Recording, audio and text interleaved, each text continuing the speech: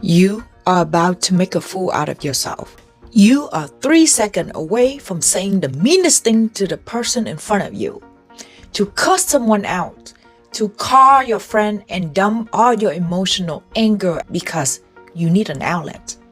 You know deep inside that you will regret those moments, but you don't know how to stop. You run to the closet exit, to the restroom, shut the door, and putting your hand on your chest, trying to just feel your feeling and process your feeling.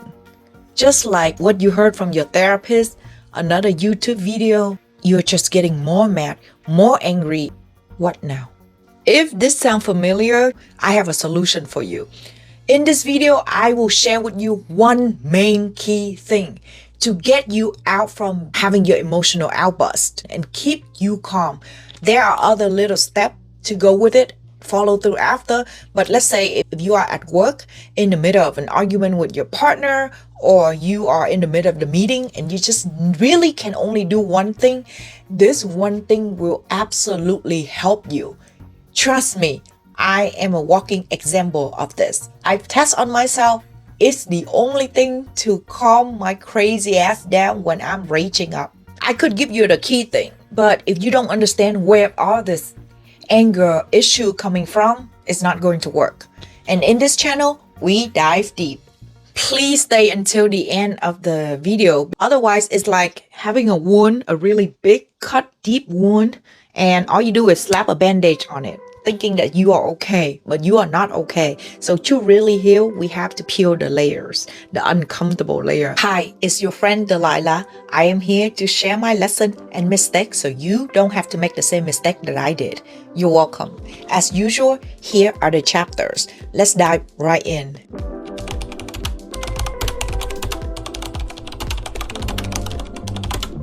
Let's talk about why are you feeling this way?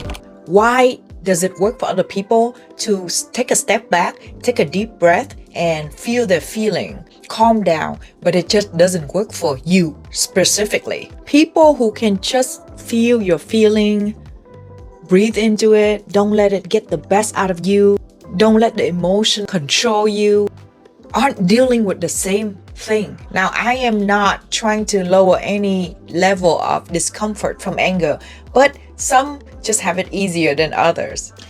I'm sure you heard of the saying, the one who wins the situation is the one who's more calm, less reactive, and more in control. To be able to control your emotion is emotional intelligence. These are the most successful people out there, more than people with book smart skill or even a full education. Why is that? Yeah, you might tell me, I understand all of that, but I can't control my emotion. Here's the thing, we are going through life expressing since we were young. Our parents don't teach us how to deal with our emotion. Now, if you are lucky to have parents who are emotional intelligent, really good for you, but a lot of people are not being taught this way. So we just keep carrying on emotion, and that's why you see a lot of troll on the internet just explode over something so random.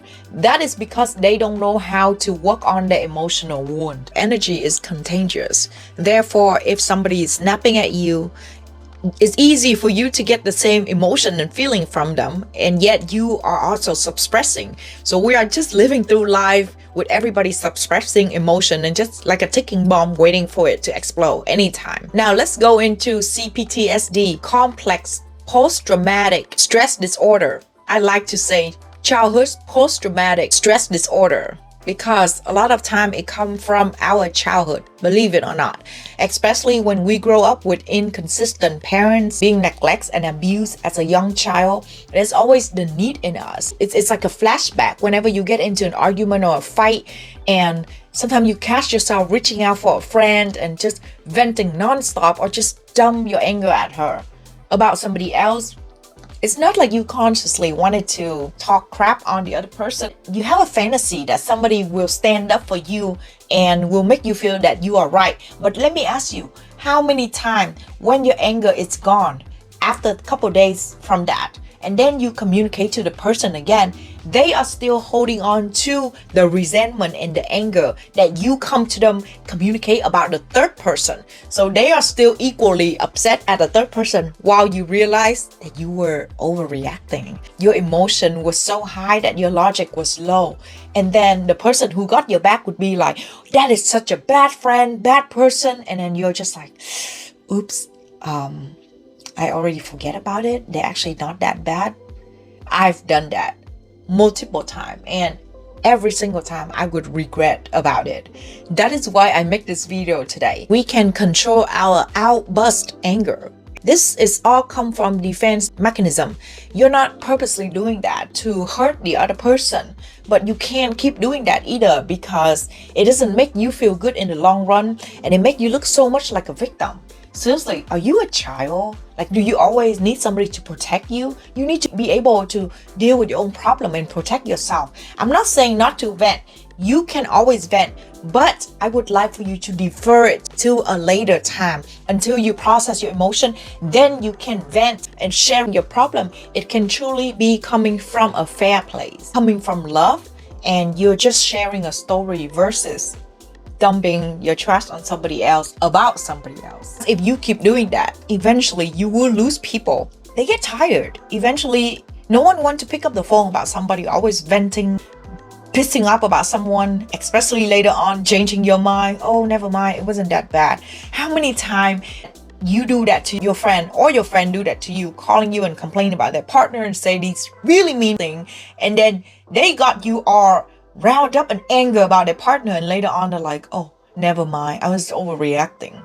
So people get tired, and you will become a vampire energy. And if you keep being emotionally outburst and can't control your intense emotion, screaming, yelling, and throwing stuff across the room, you will eventually lose your partner, lose your relationship, lose your friend, lose your job. Because to be honest, it's just not very attractive for somebody to throw tantrum, like worse than a little kid. And even if you think, fine, if it doesn't work for them, then you move on to new relationship. But deep inside, you don't even trust yourself, because you don't even know when's the next time you're gonna explode. It's like, you know, you have this rage in you. You are a walking, ticking bomb. So if you are not going to try to dig deep and fix your own problem, nobody can stand that. No one can be next to you forever. Unconditional love isn't so unconditional at the end of the day. You keep acting on your impulsive behavior. Especially, all of this will end up in instant regret, feeling low, and losing control of yourself. Let's talk about why feeling your emotion don't always work, especially with CPTSD. Is because the more you feel your emotion, the higher the emotion rates up. The problem isn't that we can't feel our emotion. The problem is we can feel too much of our emotion. And the more we feel our emotion, the more overwhelmed we get. So we ended up explode. And don't you hate it when somebody else come to you and be like, calm down, you need to calm down? I swear that just get me crazier. It just doesn't work, especially even when I try to close my eye and meditate and take deep breathing, but all these emotions just keep running around in circle in my head. It just doesn't work for me. I understand feelings are like waves. You can choose which wave to surf, but when you are in the loss of emotion, all you can feel is you are in the ocean with waves crashing on your face left and right. You can't even choose which wave to surf. This is because you are not in your body. You can't feel your face, you can't feel your hand, you can't feel your body, you cannot feel anything but the anger. And when you get to this point of angry up here, there's no turning back. I've been in that way many times in the past. Now I know sometimes I would tell my partner, because if you say one more sentence, I would raise to the top and I cannot come down after that. But it takes a lot of work for him to understand me and how we can finally do the dance back and forth, know when to back down when the other person is really mad. There was a time that I got so mad and I went out and I drive on the street and I get into a car accident right away. It was bad. I hear so much that breathing work, and yes, when I'm breathing, when I'm in that anger outburst, it works and it calms me down for a minute or so, and then it goes right back. It just doesn't go away unless you are doing the breathing with the technique that I will talk about in this video. It will work and it will help you really stay calm, come back to your body again. This is called emotional dysregulation. If you respond while your emotion is dysregulated, it's exactly like the example I was talking about when I got into a car accident. You are driving with emotion. It's like drunk driving. I heard this from Anna, a crappy childhood fairy. You need to check out her channel if you haven't. I've learned so much from her. So let's talk about what to do. I know you've been waiting for this part. If you can try to do 3 things in the list that I'm about to give you, you would absolutely get yourself out of this anger outburst and be able to get back into your body and control your emotion. But if you can't, let's say if you can only do 1, it would work too. And then maybe go home after that when you're by yourself and finish the rest, because we want to dig everything out from the roots and work from the bottom up, just like building a house or planting a tree. Make sure that we have a strong foundation so we don't repeat the same pattern over and over again. So here's what you need to do. You need to always have a pen and paper with you, and you need to write down your emotion. Run to the restroom, tell the person you need 5 minutes and you will be back. Run to the car, find the closest exit, and start writing all your emotion down however you feel. I'm talking about if you need to cuss and swear and just get it all out of that paper. It is not journaling, you guys, okay? Because this is straight up just releasing emotion. So you are going to write how you feel. It's really crazy because sometimes even when you think you know yourself, you cannot nail down the emotion unless you write it down. And you will just get more confused in your head and feeding off your own mad energy and ego if you don't write it down. The minute you write it down, you will release it right away. And if you don't want to write down, you can also record yourself. Not send it to anybody, okay? Record yourself and just say what you want to say. Release all your emotion and feeling out there. You will instantly feel better. After that, you will close your eyes, and this is when you take deep breath in, okay? And you will ask, if you believe in the universe, then ask the universe. Or if you don't, that's fine. Just simply ask. Now that I've released all these emotions, please take it away from me. And this is perfect if you can do a 5-minute, even 5-minute meditation. But if you don't, just breathing for 1 minute after releasing your emotion should bring you back to your body already. And this is the next step that I want you to do. If you still have more time to do this, you will be okay again, I promise.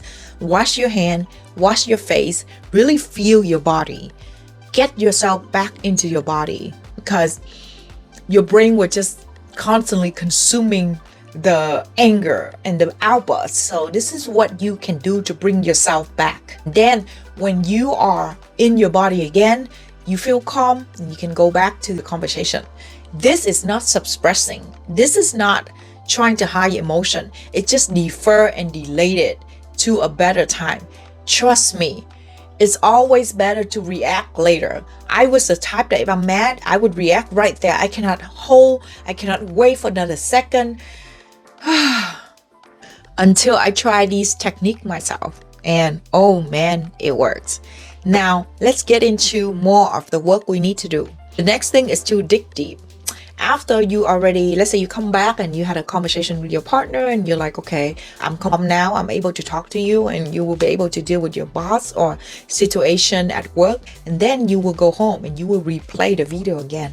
You will read out what you write, and then you will spot out black and white words for me.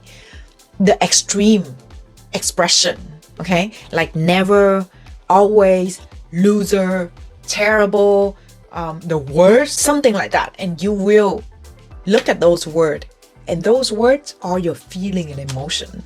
I want you to really be fair. Replace those words with more balancing words. For example, my partner never helped me clean the floor, never helped me with housework. Is it really true? Or is he helping you sometime? And then you can change it to, he doesn't make an effort to help me enough. Therefore, your anger will be less crazy versus never always, or my boss is terrible communicator. It would be like, my boss is not the best at communicating, although he tried to. Do you see what I'm saying? You will take it a lot easier and a lot lighter, and you will find the true balance and fair to the person versus yourself as well. This is when you would really meditate and really get into your body, process your feeling the very fair way, okay? So this is when I would have conversation in my head, very fair. Like, Delilah, was what you said a little too much? Did you assume a little too much about a person? Were you being fair? You know, it's crazy because there's no freaking way that you can meditate when you are upset and you haven't released your emotion. Trust me on that. It's just gonna drive you crazier and getting lost in your own thoughts. So in this way, when you come out from meditation after releasing your emotion, you will become a brand new person, and you will talk about a subject and come from a much deeper place, which is love and compassion versus just anger and emotion. You know, in this way, you will have a chance to really ask yourself, is this your ego talking, or is this your higher self? Will this behavior bring out the best version of you? Will it bring out the best result in your life? Will it manifest the life that you want? And then you will have the answer. Trust me, it takes a lot of work to be a calm person, to stay calm and to deal with the challenges, the anger, the unpleasant situation that come into our life. Let me tell you this, everyone will continue to trigger you. You cannot wish for your mom to change. She's been that way since you were born. You cannot wish for your dad to understand your point of view. What you can do is adjust yourself and change yourself and adapt yourself so you don't get triggered by others' behavior. Remember this. A person who loves themselves would understand what anger can do to them more than anything else or anybody else. Now that we got the anger out of the system, let's talk about how to approach the right way, how to express yourself. Just because you process all your anger and you don't feel mad anymore, do not be a doormat and decide not to speak up about it and resent the other person instead, because this is another healing part you need to do. Passive aggressive. Sometimes it just feels like you are not angry anymore. It doesn't matter to you anymore. So why do you need to confront the person? Why do you need to talk it out? Why do you need to draw a boundary? But trust me, even if your anger is gone, you are not solving the root of the problem. So you need to face with it. Don't hide from it, and don't be passive aggressive. Another word, you need to own your shit. Okay. Next thing is, when you communicate to the person, I want you to replace "you make me feel this way," or "you don't help me around," or "you are talking to me in such aggressive way." I want you to replace those with "I feel." I feel upset when you communicate to me that way. I feel hurt that you don't share the housework with me. I feel unimportant that you ignore my voice during a meeting. I feel like you are not listening to what I have to say when I am expressing myself for you. So instead of saying "you make me feel this way," you are putting back on you, and you express to the person that you feel this way because of the behavior they are doing. Therefore, you are still the captain of your own ship, because "I feel" will bring back your power versus "you make me feel" is taking away your power. If you follow these steps, or even just some that I mentioned, you will be able to show up as someone who's in control of their emotion. You will gain the respect that you deserve. Remember this, just a few minutes away, a few sentences away, you can never take back what already come out from your mouth, the emotion that you make people feel. You will save yourself from a lifetime of regret. Remember, you can never take back what you say. People will forget what you did. They might forget who you are, but they never forget how you make them feel, what you say to make them feel a certain way. Please protect yourself from drunk driving, from emotional dysregulation outburst if you are angry, when your emotion is dysregulated. I hope this video helped, sending you so much clarity to stay in the present moment in your body and the ability to control your emotion, not letting your emotion control you. If you like this video, you would love this one next. You are your own captain. Don't let yourself being carried away by the wind, by the storm of the ocean. Stay calm during a storm. Sending you so much love and light. I'll see you in the next video. Bye bye.